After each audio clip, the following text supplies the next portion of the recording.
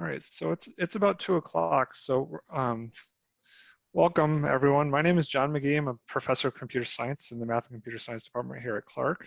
Um, I thought what we'd do is a little bit of informal chatter for a little bit to give people a chance to join and not miss anything, and then maybe a few minutes into the hour, I'll go through a short informal program. We'll have the students chat with you, which is maybe what's a little bit more interesting, and then see what kind of questions and answers people want to have and ask. So let's see. So sometimes when I do these things in person, we do an icebreaker as we wait for people to join. I have a couple in mind. So here, well, this is maybe a notorious Google interview question. So Google and Microsoft were notorious for when you would go into an interview, rather than being asked directly some sort of technical question about something you learned, they would ask you a question to try to figure out what your thought process is. So one of them is, why is a manhole cover round? Does anyone want to, even our panelists, why do you want, anyone want to chime in on thoughts on why a manhole cover is round?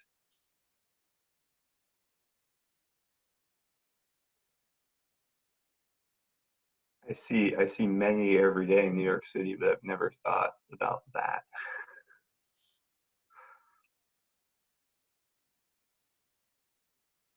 Any possible justifications? Why is a manhole cover round? I may have one.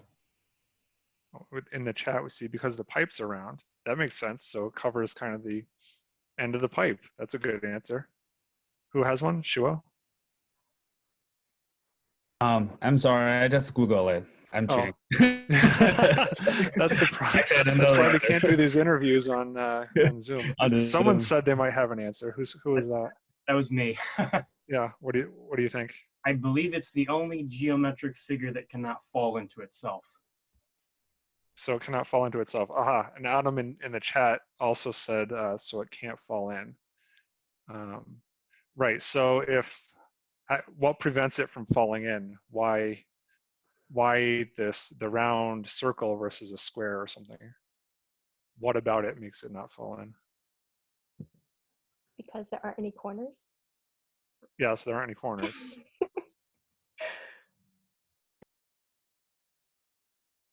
Who else? Could it be because all sides are, because there's no, it's not just there aren't any corners, but because there aren't any sides to the object, so therefore if it gets rotated or twisted in any way, it will always be in the same orientation to the actual place it's going into? Yeah, I think that's part of it, right? So you need to have a lip for it, right? So it still sits flush with the road, so there's a lip on the edge of it, but you're right, once you rotate it, the diameter of the outer lip is larger than the hole itself, so it won't fall in. But if you had a square or a rectangle, you'd be able to turn it on the diagonal and you'd be able to have the square fall in. Oh, I see another one. So it could be easy to transport. That's a valid answer too, right? So it's easier to transport. You could turn it on its edge and roll it. I like that. The diameter of the top fits into a lip. Yeah, yep, that's a good one. Any other reasons anyone can come up with?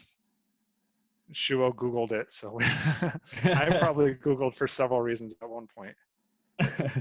Well, even I Google it, I don't think, maybe, is this the right answer? Is this the best shape to resist the compression of the Earth or compression of Earth around it? Oh, that's the one I haven't heard before. I like that. Okay, then this is not the answer. One more I've heard too is that so a circle is the optimal shape for the amount of material to cover a certain area. Right. So if you had square ones, you'd have an area that was the same but more material. I don't remember. We left the math open house and came here, and we totally forgot about basic geometry. Right? Oh, one more, right? So the humans are generally round-ish. So if a human is going vertically down in a hole, maybe it's the right size for humans. So the idea with these, and so I believe the tech companies have largely stopped doing this because they've discovered it doesn't really give you a good interview experience. But the idea is they want you to talk through it out loud and to come up with these different ideas and to see kind of what your brainstorming process is like and what your problem solving process is like. And so the reason they do this for computer science people is computer science is about problem solving. And so it's not about sitting there coding something. It's about thinking about different ways of solving problems, working through them, and communicating with people about them. So talking to other people about how you solve problems and brainstorming and having different opinions and different backgrounds going into how you solve problems. So that's kind of why these things show up in interviews. We won't do another one unless we get really bored at the end. But so start thinking of this. So the other one I might do is how many barbers are there in New York City? And so we're looking for you to think through a process without Googling it, Professor New, to come up with an estimate, some reasonable estimate. It doesn't have to be great. So we're 7 after. So why don't we talk a little bit about the computer science program here at Clark. We'll introduce our panelists. I'm going to ask you to do that early, and then we'll swing back around to the panelists to ask you to tell us a short story. So let me see if I share my screen in a way that doesn't mess things up. So can you let me know, do you see pretty much a full screen slide? Just nodding some heads. Yes, awesome. All right, so lots of pictures here and then less pictures later on. So I'm Professor John McGee. I'm a computer scientist here at Clark. Professor Shuo Nu is also here to be our main host. We have the department chair, Professor Li Han, who said she can chime in if there's any questions that we don't know the answers to. For those of you kind of in the audience, this is for you. So feel free to post a question in chat or, oh, did I just mess something up? I'm trying to get my chat window open too. Let me see if I can do that really quick. Yeah, feel free to post a question in chat or unmute yourself and ask, so we're here to answer questions for you. All right, so let's see how we go. Can I hide that? Okay, so how this works. We will first do some brief introductions with the faculty and student panelists. I'll stop sharing the screen so you can see them full screen. After we do the brief introductions, I'll go through the computer science and data science programs to tell you about what the academic requirements are, tell you a little bit about what the program's about other than just kind of what the written requirements say, different opportunities that the students have to work with faculty, to work on their own projects, to go to hackathons, which is a bunch of people here, a bunch of the students here are going to hopefully tell us about, and outcomes. So where students tend to go, or where students may go after they graduate from CS and data science programs. So I didn't put in any fancy charts, but let me tell you, the opportunities for computer science are fantastic, right? The companies are looking for computer science graduates to do all sorts of things, not just programming or software engineering. They're looking for people to do financial analysis, to do various tasks in companies and things like that. So we'll tell you about those. All right, so why don't I stop sharing the screen? I'm gonna ask first Professor Nu to introduce himself, and then our student panelists, maybe I'll call on you by name so that you can unmute yourself and say hello, so tell us what year you are. All right, go ahead. Okay, I have a few slides. John, do you want me to show those slides to with everybody? If you want, I was going to circle back around when I talk about kind of research and opportunities. So do you want to save them or just introduce yourself briefly right now? Okay, yeah, fine. Okay, so I'm a relatively new here. So I just joined Clark last year. I'm a assistant professor at Clark University, the CCS department. Before I joined Clark, I was a PhD student, graduated from Virginia Tech. I'm doing research on human-computer interaction, the same field as John. Thank you. Thank you. So then why don't we have, just in the order I had on the first slide, I had Catalina, Evan, Faustina, and Naomi. So let's do Catalina. Hi everyone, I'm Catalina. I'm a senior at Clark. I major in computer science and I minor in data science and management. And yeah, I'm the president of Clark Competitive Computing Club. Evan, go ahead. I am Evan.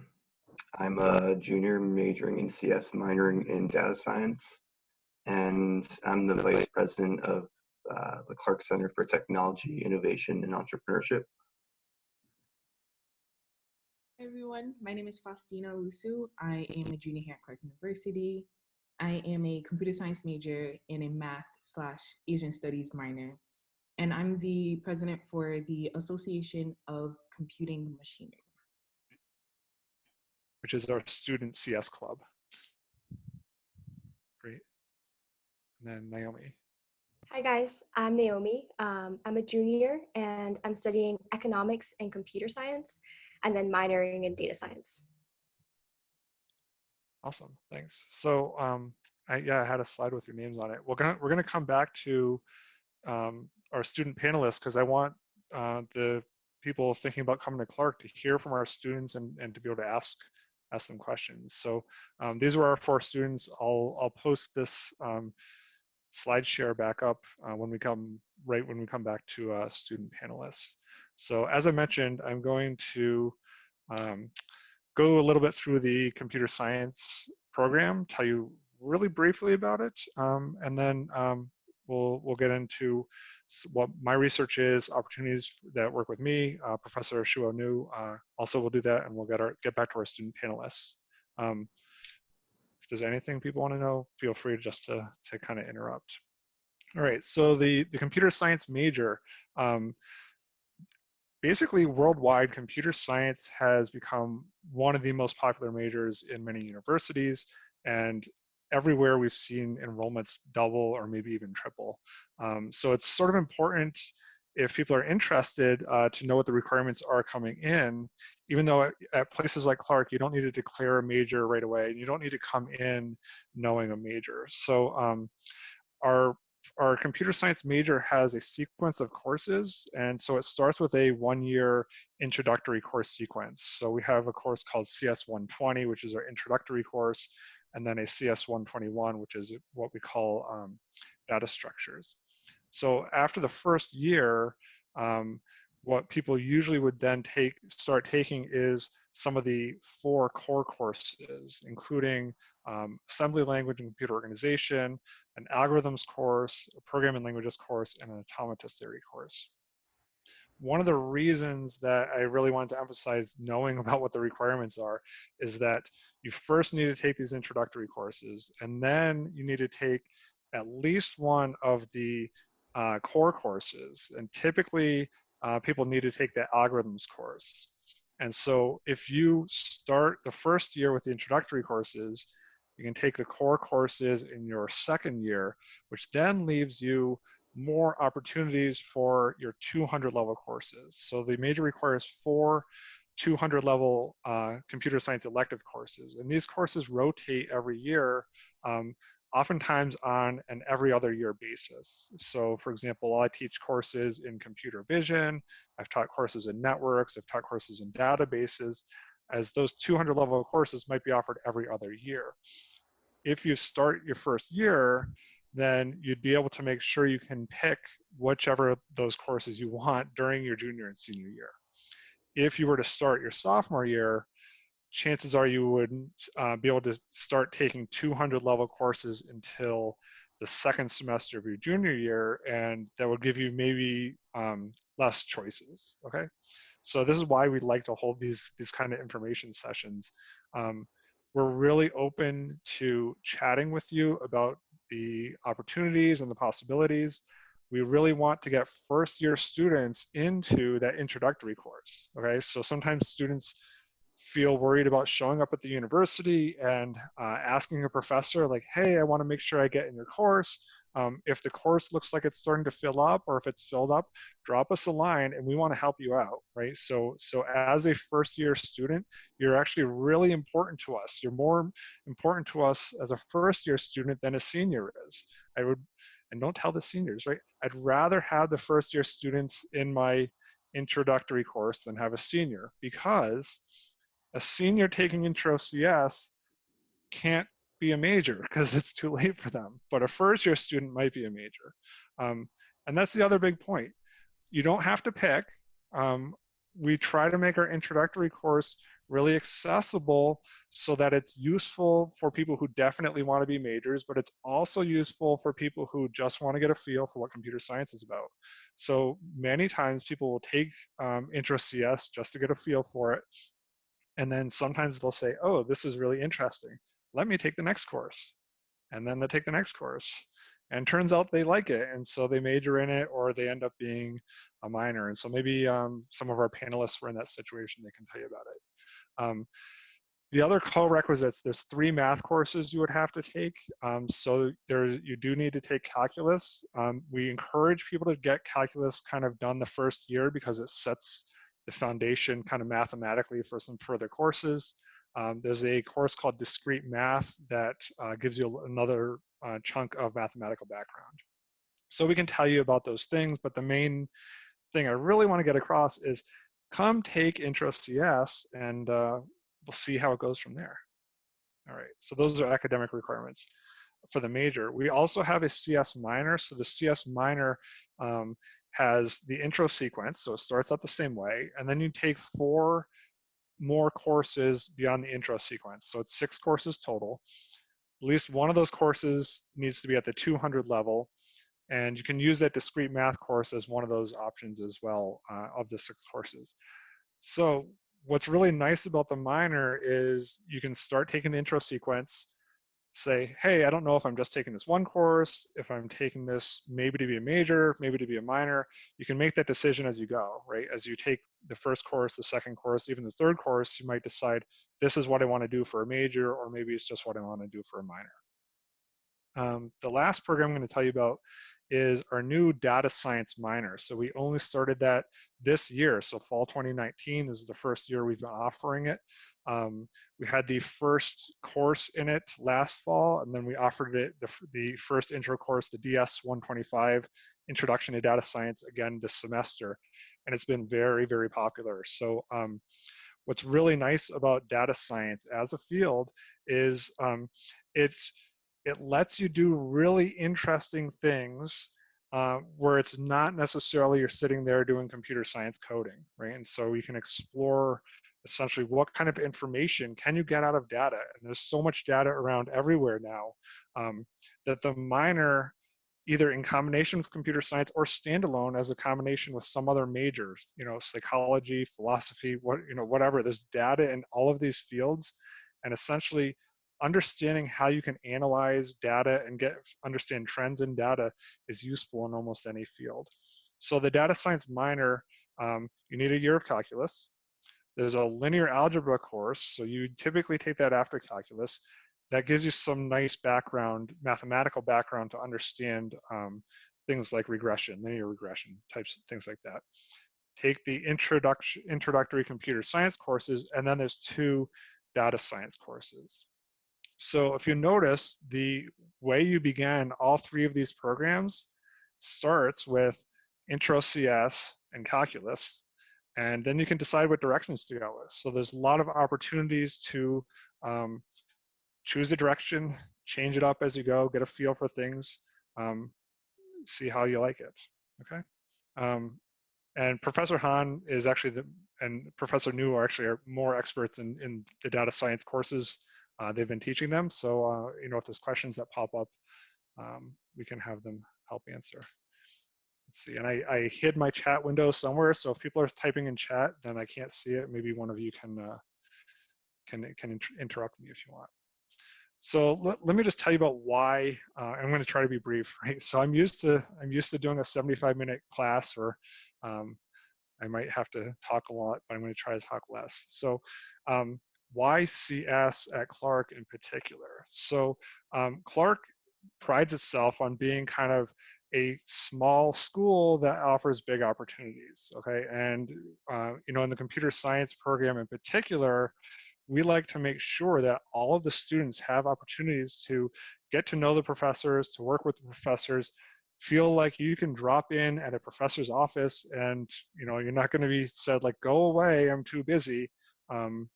So you know, when we do hiring, like so Professor Newell we hired this year, you know, one of the things we were looking not only at his credentials, but, you know, are people going to be able to drop in his office, right? And it's like, yeah, okay, so that's why we choose faculty that are welcoming to students. Okay, so the faculty are really eager to work with undergraduate students. We don't have a PhD program in computer science, so our focus is on undergraduate research in computer science, right? Or so, undergraduate education in computer science, and involving undergraduates in our research projects. And then we'll tell you a little bit about that, okay?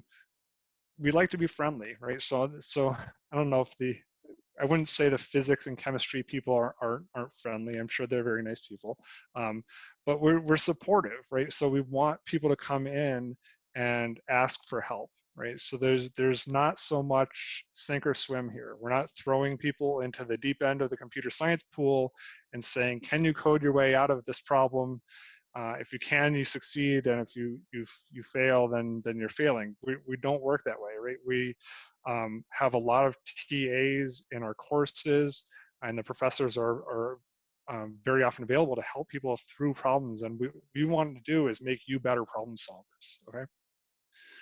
We have a great academic program, right? So there's a lot of rigor in computer science, and one of the things you noticed about my emphasis on starting the intro sequence so you can get to the core ones, so you can get to the high-level electives, is that the topics build on each other. So by the time you get to those high-level electives, you're using things that you have spent a few years learning, right? And so there's a lot of rigor in the academics that goes along with the support, okay? Our students coming out of CS are getting great jobs at some of the best companies. They're going to graduate programs at some of the best graduate programs. And so even though we're not sink or swim, we still want to make sure that when you graduate with computer science at Clark, you're able to compete with any other computer science person going for those same jobs at those same graduate programs. There's lots of flexible combinations. So there's popular double majors. People do computer science and math, which is all in our department, but we see a lot of computer science and physics, computer science and biology.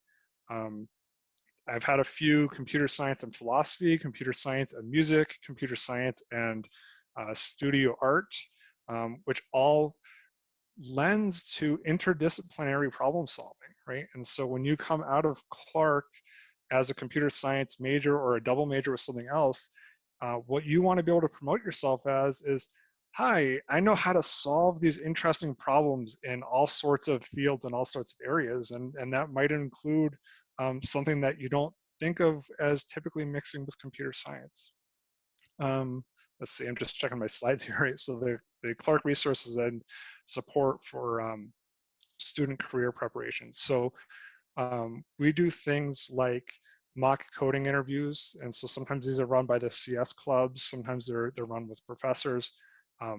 Clark has a career connection center and a student success network, and they're really eager to have people come in and say do a resume review, right? So you bring your resume in and they check things out. Check out your cover letters. You know, they're going to help you with these things. Check out how you sell yourself in an interview and all of these useful things for career preparations. One thing I've been told by talking to those career connections people is they say the computer science students are the best ones, and they love when the computer science students show up. And for some reason, I don't know if it's because we tell our students to do it, but they say CS students are the best ones at the Career Connections Center. So it's kind of nice to hear that. So there's lots of student opportunities. Many of our students become TAs in our courses. So, you know, once you take that intro CS sequence, the next year you might be a TA as a sophomore in our intro CS course because you took it the previous year.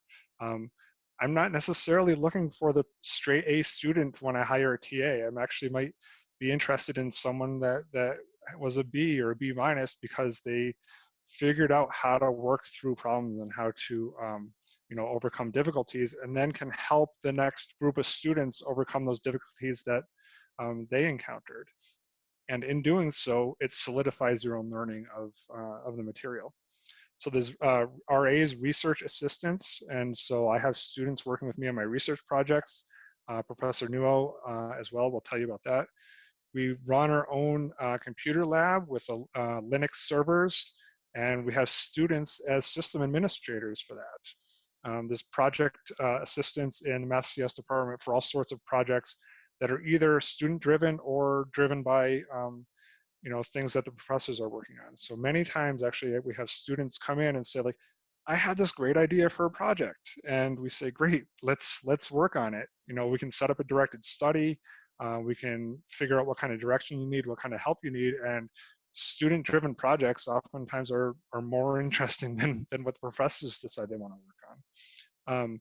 We have teaching assistants and research assistants in other departments on these interdisciplinary projects, because problem solving goes across into any field, right? So using computer science to solve problems in any field is really useful. We have active student clubs, or several student clubs, and we're going to hear from the students about that. They do things like programming competitions, hackathons, and go to research conferences. So some of the student outcomes, just to show where our Clark CS graduates have gone recently. So Amazon, Bloomberg, MITRE, Wayfair, Raytheon, big companies. Google's in there, shouldn't forget them. Google and Facebook, right? So big companies that our CS graduates are able to compete for these jobs and do well. They compete well for these jobs. Graduate programs. So all of these graduate programs, Clark CS and math students are able to get in. They compete. I had a student that was doing the 3-2 engineering program as well, which is also popular. So they did 3 years at Clark, and then went to Columbia for 2 years for the engineering program. And I asked him, how well prepared did you feel you were? And so he wrote back. He said, I was pleasantly surprised. I showed up and I feel like I was actually better prepared than the students who had been at Columbia all along. So that made me feel pretty good that he came out of Clark and then was very happy with what he had done at Clark. So I'm going to tell you really briefly about my research. Professor Nuo can do that, and then we'll hear from student panelists. So I work in an area that helps people with disabilities. So the problem that I'm working with is people that have severe motor impairments, for example, from cerebral palsy, MS, ALS. So if you remember the ice bucket challenge a few years ago, that was ALS. And so people that maybe become nonverbal due to various conditions and have limited voluntary motion. And what the stereotypical kind of response people think is that if someone is physically unable to communicate, that maybe they have mental or cognitive deficiencies as well. And that's not necessarily true. So the lack of a communication ability doesn't equal the lack of an active mind.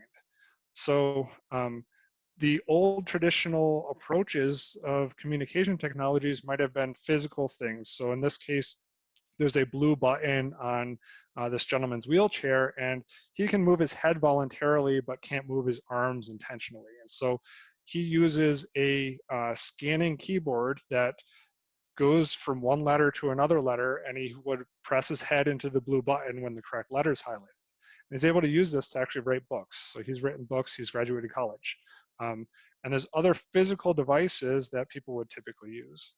So the really brief overview of what I've been working on for over a decade now is a system called the camera mouse. So what the camera mouse does is it uses computer vision technologies with the cameras that we're all familiar with now, because we're all using Zoom to live our everyday lives.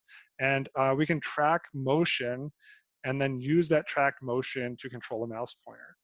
So We've made this software freely available on the web, so you can try this. If you have a Windows computer, you can go to cameramouse.org and download this and start it up and control the mouse pointer by moving your head or by moving any other part of your body.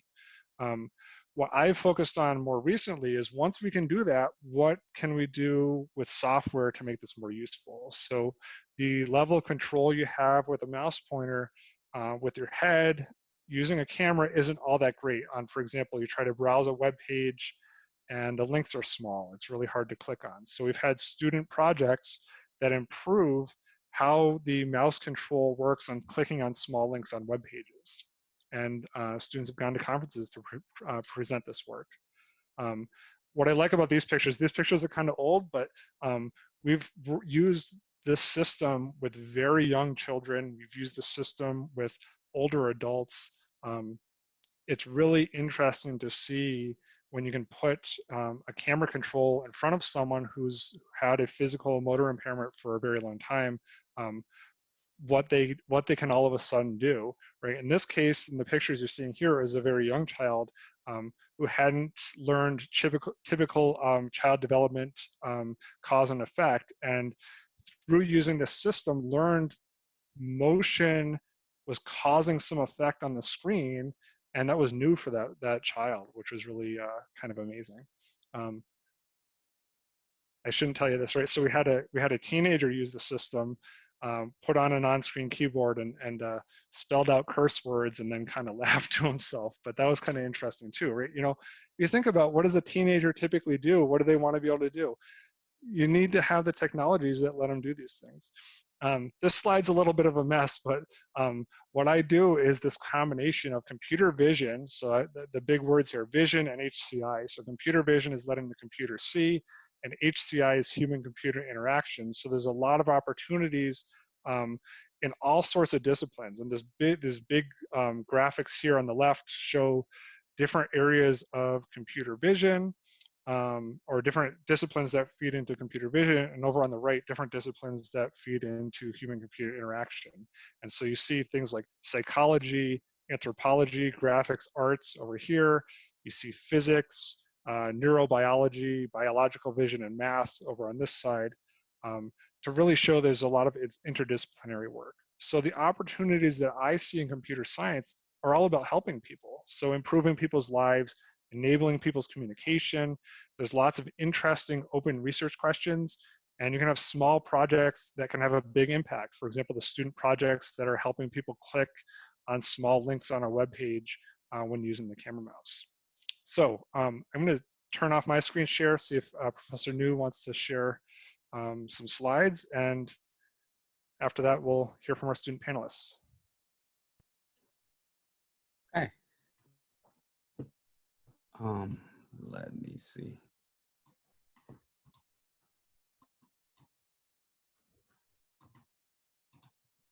Can you see my screen now?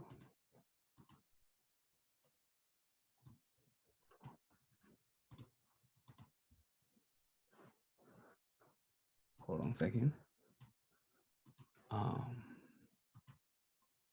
right, so.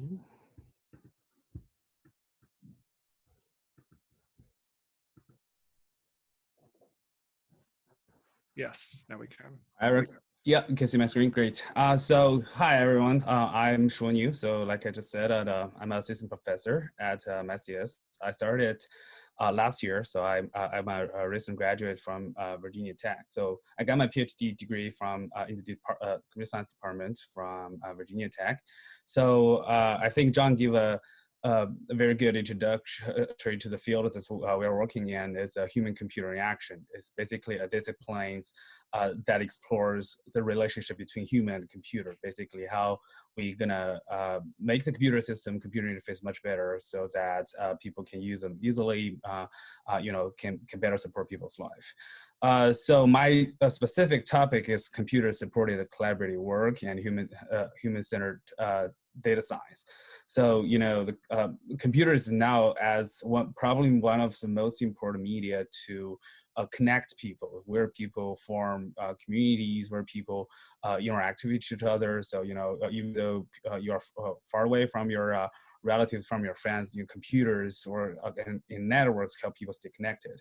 And while you interact with those computer systems, you're actually generating a lot of data. And and human-centered data science is kind of a field, is a relatively new field to study how we understand those data to interpret people's patterns of interaction, preferences of interaction, and build better system to support people, to support those type of communication in a more harmonious and ethical way.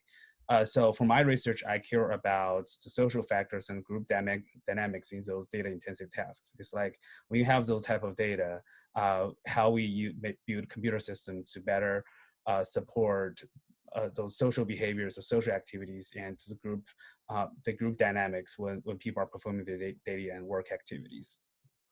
So a little bit about the work that I've done. So the picture at the top is from my PhD dissertation.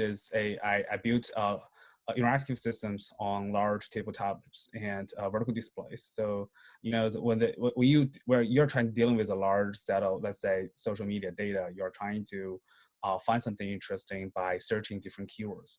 So I built a system where you can create a digital cards on the tabletop, where the cards can be moved, you can zoom, and each card represents a social media topic. And so the vertical display shows the visualization. It automatically detects the inherent relationship between different topics, and so that analysts or decision makers can use that vertical displays to understand the patterns from the data and make decisions. So after I joined Clark, my research actually moves more towards the data part. So that's one of the interests of the department. So it's kind of aligned with the data science initiative here at Clark. So currently we're studying YouTube data. YouTube is kind of gradually replacing traditional media as a main source for people to get knowledge and get information. I have chat to many students, like the students who joined the panel today, like, have you ever watched like CNN, NBC, or Fox News? The most likely they're going to answer no. So I asked them, then how do you get the information? How do you know what is happening in the world? They said like somewhere like YouTube or Instagram. So, those type of data are affecting people, especially young people. So I'm interested in how those grassroots creators create those things and form communities and connect people. And especially I care about more very recent topics like coronavirus going on. People might have some mental difficulties or have after being quarantined at home, right? So there's a trend like stay home or with me. It's like you stay home and do something with me. There are a lot of YouTubers create videos to teach people things. So we are trying to learn what are those activities are there during those events, and how people are trying to manage their communities and help their communities to overcome those mental difficulties, and how do we learn those media creation patterns and build better computer interfaces to help people generate those contents to expand their influence in their community, help more people. And another project I did with several undergraduate students, so we are currently wrapping it up, is the Team Trees event. It's a 2019 fundraiser hosted by two YouTube creators. So they are trying to raise $20 million to plant 20 million trees. And so we are we collected 400 data of 400 videos, and we're conducting statistical analysis of them and see how the social media as a network platform help young people to deal with global challenges like global warming. So the students are very helpful. They helped me process the data, generate some graphs, understand the patterns, and we discuss a lot of ideas. So it's very exciting results. We are going to send it to a major conference in computer science. So at the end, I want to introduce a little bit about the course I'm teaching. The last semester I taught the mobile software development.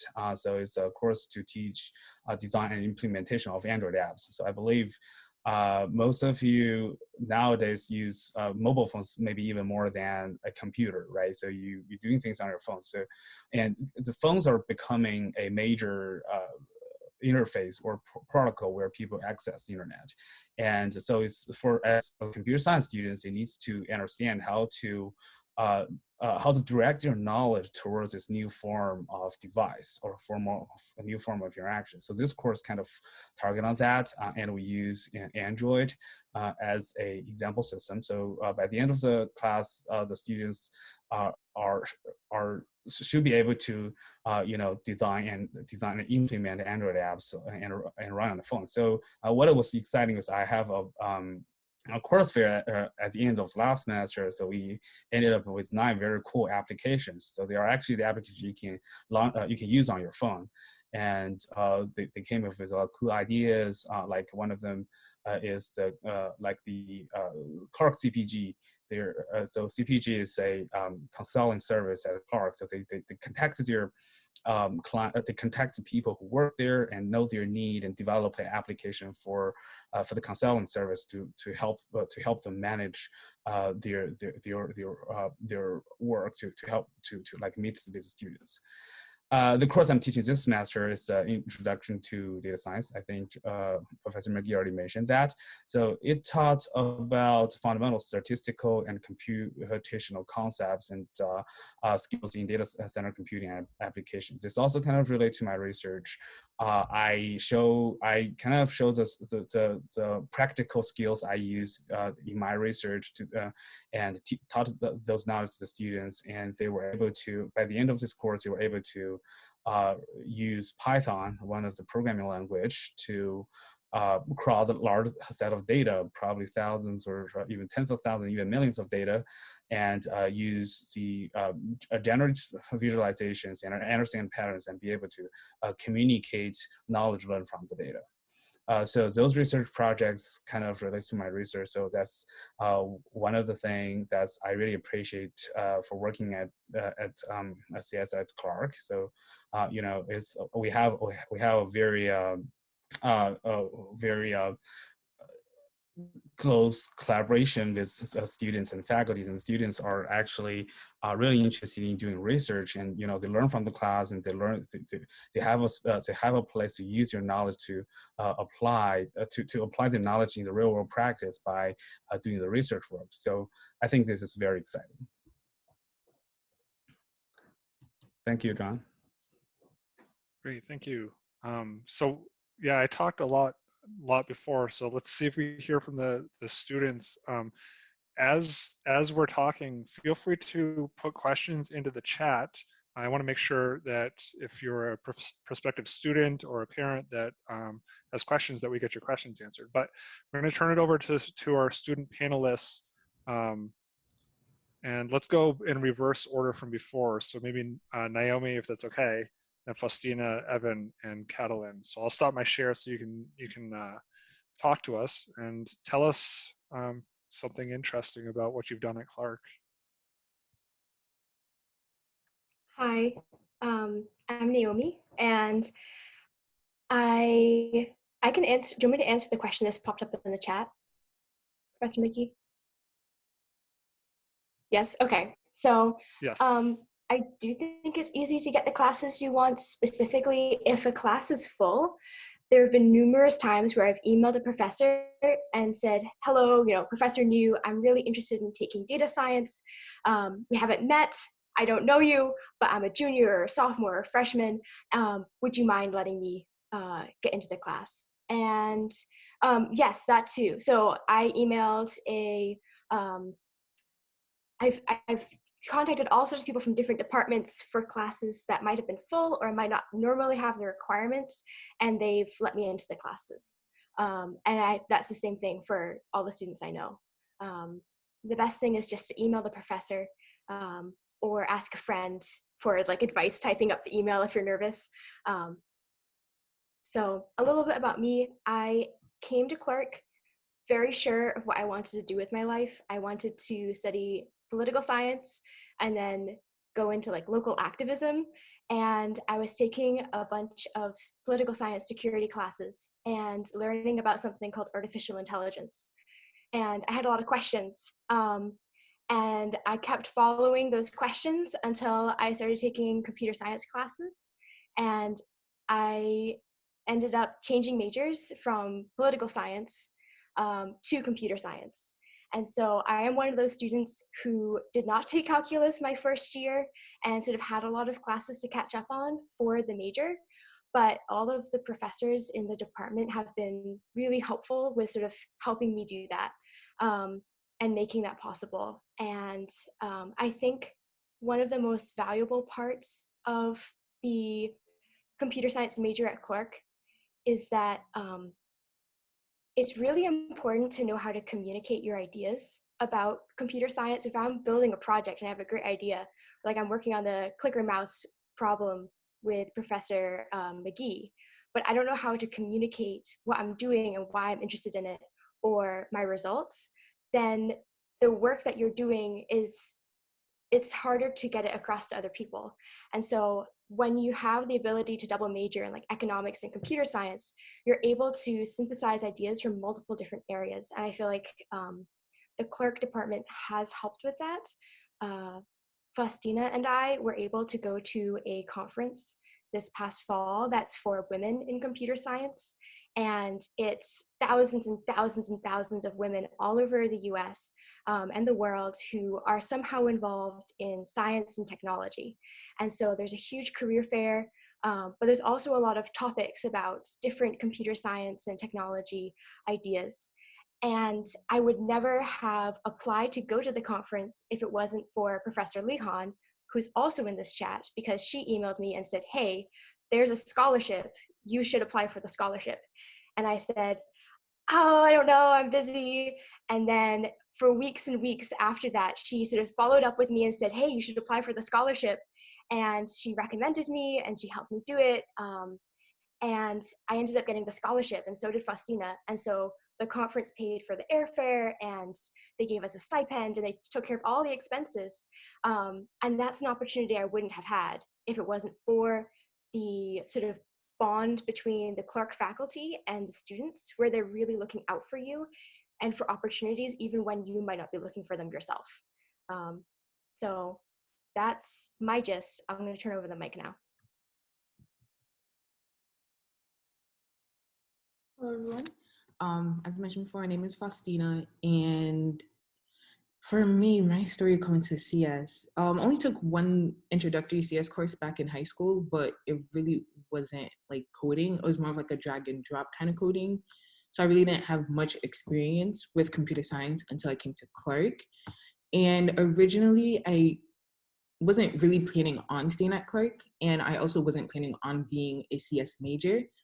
But after my first year and like taking some CS courses and also meeting the department and some CS students, I was like, let me just stay at Clark because the people here, like, they are very caring. Not only that, but they're also very helpful. And I felt like I was able to find a sense of community here. And after that, I just started getting involved in like multiple clubs. So was it my sophomore year? I got involved in ACM, which is Association of Computing Machinery, which I mentioned before. And the people who were the e-board then were my friends. And they kind of got me into the club. And I also started participating in some of the events that they held. And basically ACM, what they do is that they basically try to inform students about just the CES world and about new technology that comes out, any research, and also just help students with like interviews and just trying to prepare them for those and helping them just, I guess, basically just get internships and stuff like that. So after basically participating in ACM, I eventually just became part of ACM and eventually ended up becoming the e-board of it. And I'll say like the CS department is amazing. I love the courses that I've taken. Professor New taught a course in Android Studio, as you mentioned before, and that was the course I took last semester. Really enjoyed it, and ever since, I've been basically like building apps for the hackathons that I've been participating in, and it's been a great experience. And yeah. And also to answer Alexander's P's question about PLS requirements being cumbersome, I've actually been able to find time to get my CS major requirements done at the same time also finishing my PLSs. It does sound like there's a lot of requirements to do before graduation with all the CS requirements and all the PLSs, but you end up finding time to finish both, and not only that, but also take courses that you really enjoy. So for me, for one of the PLSs that I took a course in was it motion graphics, and with that, I'm basically just doing animation and stuff like that. At the same time, I'm also taking my CS courses. So like it, by taking CS courses and PLSs at the same time, it actually really helps, and it gives it my course with like a really good balance, because it's not all technical, but it's also like a little bit of, I guess, like fun and enjoyment. And yeah, I guess that's my little spiel.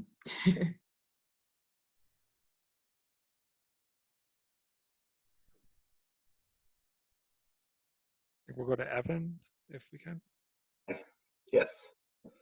So I'd say my experience in the CS department has been extremely positive. I chose Clark because I wanted a small school where I'd be able to interact with the professors and students very intimately. And for the experience I've had is you take a lot of courses with the same students because the students who want to be majors or minors, you're going to have a very similar trajectory to them. And the student support networks are very strong. And that's something I want to touch on, is that you will find yourself, some nights you'll be all working on a project for a class, you'll be doing different projects, but you'll be doing the same assignment, but if you're not working together, you might still be in the same physical space. It's just a great sense of community, and you can help each other get through it. And that is, I think, a very valuable community experience that CS students have particularly. The faculty have been extremely supportive. There have been multiple instances when I've had to maybe get a requirement modified or something waived or a special accommodation for something else. And my advisor and all the CS faculty have really been, they always have been so accommodating and willing to go the extra mile and make it happen. If it's a change on the university side that like the faculty can't change, they will go to bat for you for it. At Clark, because we have a small department, if there isn't, and this has only happened to me one time, if there isn't a course in CS that they have here, you can take it at any other Worcester college through the Worcester Consortium. So we have access to CS courses at Assumption College, at Worcester Polytechnic, and you can take one course at another school per semester. So if there's really something you want to do that Clark can't offer for some reason, you can go through another school.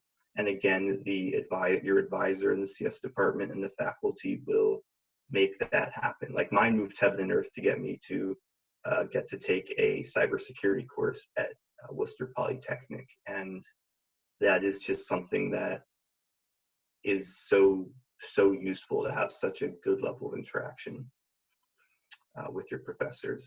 I've also done a lot of hackathons, which students we apply to, we go to.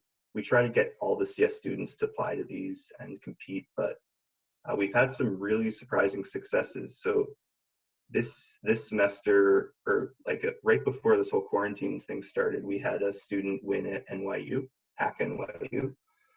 I've won at Harvard, Hack Harvard. We've had students win at Yale and MIT. So the student body in CS is really tight knit and really strong. And when we put our minds to things, we really get it done. And that's super valuable. And I think an experience that's very unique to Clark, especially in our department. Thank you. Okay, hi everyone. As I mentioned before, my name is Catalina, and before coming to Clark, I've studied computer science for 4 years in high school as part of an intensive program. So I was sure I wanted to be a computer science major. So during my time at Clark, I've had multiple great experiences and in-class projects that contributed towards the computer scientist I am today. So for example, like in computer vision with Professor McGee, I worked to build an Android application to help people with motor impairments, or like in mobile software development with Professor New, I worked with Clark Center for Counseling and Personal Growth to create an application that helps students practice their therapy at home. But I would like to talk more about my club activity and my club experience at Clark. So most of my activity at Clark gravitated around the Clark Competitive Computing Club, which we briefly call C4. And it's a club dedicated to preparing students to participate in regional, like national or international programming contests, such as CCS, CNE or ACM, and more. So basically what we do is we solve sets of problems and try to understand how to apply the concepts in actual competitions. So those problems are very similar, um, and usually a bit more complicated than what you would have in a job interview. So the opportunity of this club for me was that once I'm about to graduate, I'll be really prepared to join the job market. Also, I've been a teaching assistant for more than 3 years, and next year I'm about to do the MSIT program at Clark, which is a 1-year program that counts as master's degree. So that's like an incredible opportunity to get your master's in 1 year. Also, I worked as a full stack developer for IBM. And even though we do not have the courses that specifically like teach you web development, the job that I had, all the core courses I've taken facilitated the learning process, and in a few weeks I was able to complete my job tasks without like Googling stuff. So yeah, I feel like Clark gives you a great foundation, no matter like which path you are going to take in computer science. So yeah, once you get the core courses, you're ready to apply to any job you like. Thanks a lot. Yeah, really great. I should have let you all talk a lot longer than I talked. So in my class next time, you can tell me, hey, be quiet. Let us do the talking. So yeah, I want to see if there's any other questions from the audience. There's been some in the chat. If you don't have the chat open, you can open that up. And I believe I have it set so you can unmute yourself. So if you're in the audience and you want to unmute yourself to ask a question, you can do that. I see some questions popping up right now. As I do that, let me just show you a couple pictures of some students at some events that we've had. Let's see the chat. Yeah, whenever I do this share screen, I lose my chat window. I have to find it again.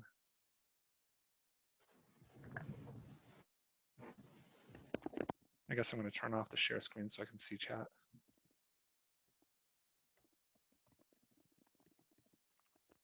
Let's see. So yeah, questions about programming languages. So you'll get a different answer from professors and students sometimes. What I like to think as a professor is that we teach you concepts that transcend whatever programming language the course is about. So more recently, right, our intro courses have been in Python, or our intro course is now in Python. There's the second course is currently using Java. In one of the core courses, or a couple of the core courses that I teach, we use C. And the idea is once you've learned a couple of programming languages, you should be able to pick up another programming language with very little effort. The core concepts should transcend whatever programming language you're doing. So that like when you go to a job interview and they're like, hey, do you know this newfangled programming language? Or you see a job posting for some newfangled programming language, you can go pick it up in a matter of weeks, as we heard Catalina mention. Other questions? Let's see. Yeah, the sizes of classes depend on what level it is. So our intro CS course, we've started doing some sections where we have a slightly larger cap, but then we had 5 or 6 TAs and me in the room. And so the idea in our Intro CS course is that we spend a little over half of that in-class section working on problems, and the TAs and I walk around the room and help people out as you get stuck. But many of them are otherwise set to 24, as Professor New mentioned. I can take the data science ones if you'd like. Sure. I'm minoring in data science, especially focused on fintech, so financial data. So that has a big bridge into economics, which was also asked. And for example, I'm interning this summer at Capital One with a data engineering role, and that's going to be virtual now because of most internships are either canceled or moved virtual, but at least mine wasn't canceled. Also, Naomi is as well. And I'd say there are some people in my classes in data science who are econ focused, econ majors. Today, I was actually advising a friend of mine who is an econ major, and she's signing up for classes on Tuesday, and she was interested in the data science minor, and I told her to go for it because I've been able to find, wanting to go into fintech or financial technology, that the overlaps are great. The data analysis, there's a lot of independence too to do projects that you focus on. So you're able to take the skills you learn in class and produce maybe a final project on something using financial data, for example. And I'd say that it is one of the largest applications I can think of for data science is finance and economics. So it's definitely not overlooked here, and we definitely do a lot on that. Thank you. Yeah, so that sort of answers questions about the data science minor. I don't have numbers off the top of my head about number of econ majors that are also minoring in data science, especially since data science is new this past year. If Professor Han has those numbers, maybe she can chime in. Let's see, the major differences between computer science and data science. All right, I'm going to do this off the top of my head, but Professor New, you can chime in if I mess up. So, I mean, so again, I'll put on the professor hat, right? I think broadly of computer science as making students into problem solvers, and we solve various problems across disciplines using computers, which oftentimes involves writing code, right? So alternatively, a first-year student CS perspective might be that computer science is learning about coding, and so I try to get away from that. Let me try to briefly summarize data science, and then Professor New can correct my answer and give me, what, 7 out of 10 maybe. In data science, you start with data and information, right? So you could have, say, every time you check out from the supermarket, right, they scan your loyalty card and then scan all of your products, right? And so all of those registers are collecting all sorts of information about who you are, what you bought, what store you were at, what time you did these things, and multiply that times all checkouts across every chain at the supermarket chain. You have huge amounts of data. Okay, so using that, what questions can we ask, and how do we answer those questions that give you something useful, right? And so you might say, what if in one store we put cookies on the end cap, and in a different store we put crackers on the end cap, and then can we tell from the data something different, or what should we do different based on some of these trends? Let me see, what grade do I get, Professor New, for my explanation? 10 out of 10. Yeah, I think John made a very good example. It's actually, as far as I know, in big tech companies like Google or Amazon, software engineer team is an independent team, and they also have a separate team of data scientists. So data scientists, in my opinion, is more interdisciplinary. They care not only about how to use computers to solve problems, but they care about what's the data actually can tell the story. So I think if you want to become a software engineer, what you need to learn is mostly like software design, computer architecture, and data algorithms. That's basically you can build a computer system to let people use this type of use the computer technologies, right? And to become a successful data scientist, you need those knowledge as well, but you also needs to learn, some of the interdisciplinary knowledge, like like math, right, mathematics, and you need to have fairly good amount of knowledge on statistics, and so it's more like when you have a set of data, how can you write computer programs to process the data and learn useful, like Professor McGee said, like the market knowledge, uh, or any type of insight that's kind of reflect data that help you make decisions.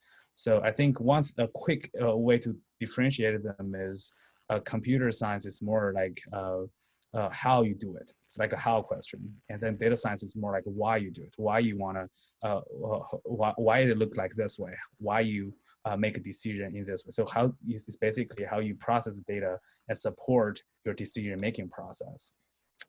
And so regarding the economics majors in data science, currently in my class, I was surprised to find there were like 4 or 5 students, I don't remember exact number, 4 students from a finance department. They are actually taking my course and actually did pretty well. What they told me was like, hey, I have a lot of problems. I have the professors give us a lot of CSVs, basically the data spreadsheets that I don't know how to process. And with your class, I know how to dump them into a computer program, write some scripts, process and visualize them, and find interesting things from it. So, now the world is kind of data driven, not only the business, but also like like biology or chemistry. They need some sort of machine learning, or they need some sort of statistical analysis of their data. And we as a computer scientist, we can provide powerful computational tools to support that. And we hope our students have those knowledge to use those computer technologies to help not just CS workers, but people from different disciplines to work on their practical problems. Hi, can you hear me? Yes. Okay, great, thank you. I just want to answer very quickly, follow up to the student questions about econ, and I have news to share. So basically this semester, our department have collaborated with the School of Management and Department of Economics, and we developed a new concentration called Business Data Analytics. Just like Evan said, finance and economics are two of the most important application area of data science. So we have developed this new concentration, basically interdisciplinary minor, and we submitted the proposal. So hopefully next year it's going to be approved. That just shows the interconnection between data science and economics and management and finance, all those things. Okay, so that's what I want to say. Thank you.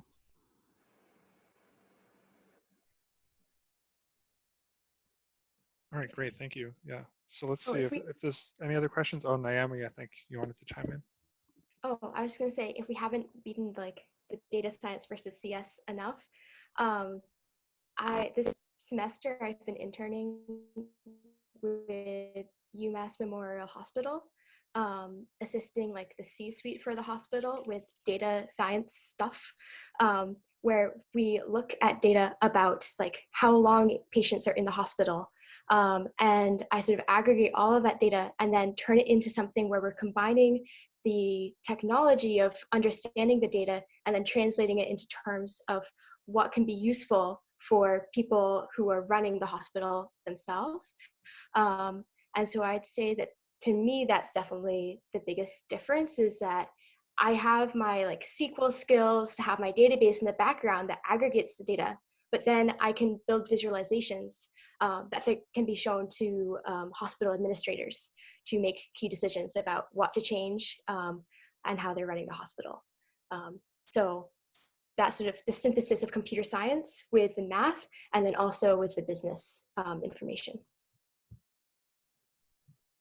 And for the hardware, like Professor McGee said, we don't have a lot of hardware classes, but last semester I went to a hackathon at Boston University, and the computer science department helped me get some hardware to bring with me to the hackathon so I could build a hardware hack. So we were able to take something called a Microsoft Connect, which can take in depth. And we built something that was kind of like Life Alert, but it's stationary, so you have to wear it, where it can detect if someone has fallen in a room, and then it can send a text to to the caretaker to say, hey, someone may have fallen, would you like to call EMS? And so that's something where, even though the department doesn't have a lot of classes on hardware, and if that's what your focus is, the department doesn't offer a lot of coursework in it, but the department is willing that if you have an interest, they'll make it happen, and you can help provide the resources to pursue that. Also, to add on to what Naomi said, we also have. Thank you so much. Oh, go ahead, sorry. Evan did mention this about construction, taking courses at construction schools such as WPI and Assumption College. So like if we don't have courses in hardware, you can take courses at other schools if you really want to be focused in computer engineering.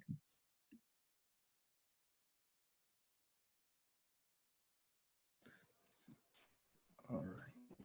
So I believe in most of the universities, computer science and computer engineering are two separate departments.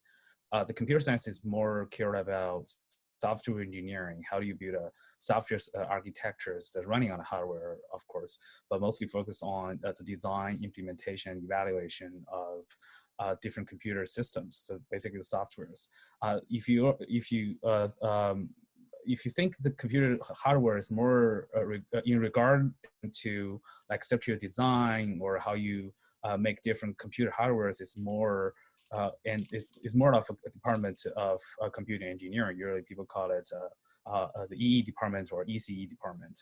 That's they care about how the computers can save energy, how to make it a computer compute faster, or how to make it smaller, or how to make it fit into different types of use scenarios. So they are usually two departments, and they covers totally different topics in their field. And most of the tech companies like Google or Microsoft, they have, if you're looking at software engineering jobs, they are one of the top 10 jobs in the United States. They are actually referring to software engineering, computer science students. That's mostly from our department.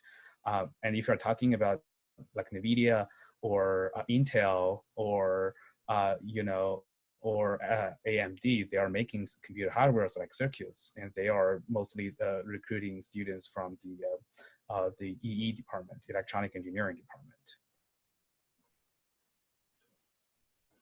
Great, thank you. Let's see, I'm getting a little choppy. If you end up not being able to hear me, I'm going to turn this over to Professor New, but we're over time anyways, and if let's see. Oh no, what did I just do? All right, can you see my resources share screen now? Okay, cool. So I just wanted to make sure people knew. So the CS advising at clarku.edu email. If you are either considering enrolling or you've enrolled and you have questions about, hey, what CS courses should I take? Go ahead and email that. You could email any of the professors directly, and we'll make sure we get you an answer. But the CS advising at clarku.edu, we've set up and make sure we monitor that over the summer. We have a Facebook page, so if you search for Math CS at Clark on Facebook, you can find us there, including many articles written about what our students have done. So you might see articles about Naomi and Faustina going to a hackathon or something like that. We just started an Instagram, so we're going to start populating that more as well. And then, if you just Google Clark CS, you'll find our CS page. This one will redirect to the Math and Computer Science department, and then within there you can find information about the major, listing of courses and things like that. But we can point you to all of that if you want to email us, and we're really happy to chat with any of you. So I'll stick around as long as there's further questions, but otherwise, if there aren't any, feel free to drop out, and I'll just kind of wait until everyone's gone. And thank you so much to our student panelists. I really appreciate it. Thank you. Thank you. Thank you.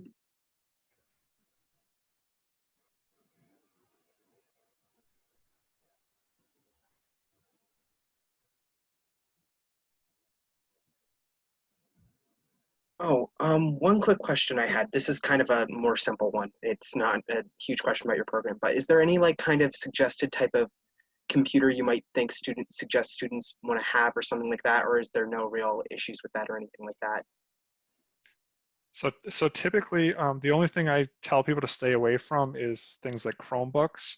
So you know, if you have a Windows or a Mac or a Linux computer, you should be able to run almost all the software that you need for the courses are freely downloadable. If you have a Chromebook, that's where it becomes problematic because you may not be able to install software for those kinds of computers. I don't know if there's, for the mobile software development, did you need anything specific? No, most of the programming we're learning is actually cross-platform. You can run any of them. I think you can even program a mobile app on a Chromebook, but it's definitely, you know, in terms of performance, Chromebook is definitely not ideal. So usually a computer, in my opinion, for the course I'm teaching, if it is, you know, a standard computer with some sort of support, it's like the state-of-art CPUs or GPUs should be fine. It's not necessary to be very high end, but if it is a common one, that should be fine. But you know, there are a lot of bugs, smaller computers that's only, you know, $200, $300 is just for web browsing. Though if the performance is too low, it might have some issues, but otherwise it should be fine. All right, perfect. Also, get a computer that has a lot of memory, because as you can see, major, you end up downloading a lot of applications and you end up running out of memory. So, and also you tend to save a lot of your projects too, and that also takes up space. So definitely get a computer that has a lot of memory. So I'm hearing get an external hard drive. Okay. All right, thank you. No problem.